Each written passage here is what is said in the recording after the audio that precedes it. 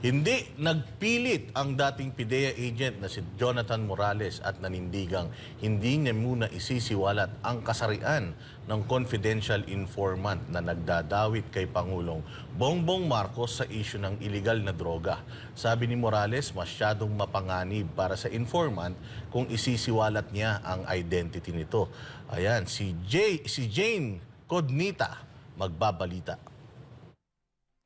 Hindi ko ilalaglag yung mismo pagkakakilanlan ng tao. Hindi nagpatinag ang dating PIDEA agent na si Jonathan Morales sa pagtanggi niyang isiwalat ang identity o pagkakakilanlan ng confidential informant na nasasangkot kay Pangulong Bongbong Marcos, aktres na si Maricel Soriano at ilang iba pa sa paggamit umano ng iligal na droga noong 2012. Batay ito sa pre-operation report na pirmado ni Morales. Sa ikalawang pagdinig ng Senate Committee on Public Order and Dangerous Drugs ukol sa PIDEA leaks, pilit na pinaaamin ni Senator Ronald Bato de la Rosa at Jinggoy Estrada si Morales hinggil sa confidential informant nito. Are you just hesitant to break your code of honor, your relationship between you and the confidential informant, or talagang wala ka nang maalala?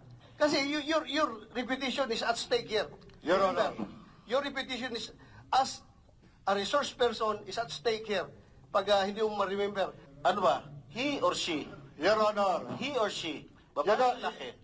Iginit naman ni Morales na siguradong malalagay sa panganib ang buhay ng confidential informant kung babanggitin niya ang kasarian nito.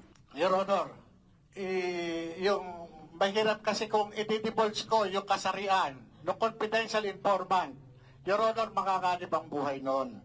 Hindi po man sa, yung confidential informant, Your Honor, hindi po sa, talagang makakanib ang buhay, ma-identify kagad siya. Sa kabila nito, bukas naman si Morales na isiwalat ang kasarian ng sinasabi niyang confidential informant sa isang kondisyon. Kung bibigyan niyo po ako ng pahintulot na i-reveal ko yung kasarian ng confidential informant na wala akong mababayolate na constitutional rights ng tao, ipagkakaloob ko po. Paulit-ulit namang sinabi ni Morales na hindi na niya matandaan pa ang pangalan ng confidential informant ng naturang PIDEA leaks. Ito si Jane Codnita, ang inyong citizen correspondent nag-uulat para sa Diyos at sa Pilipinas nating mahal.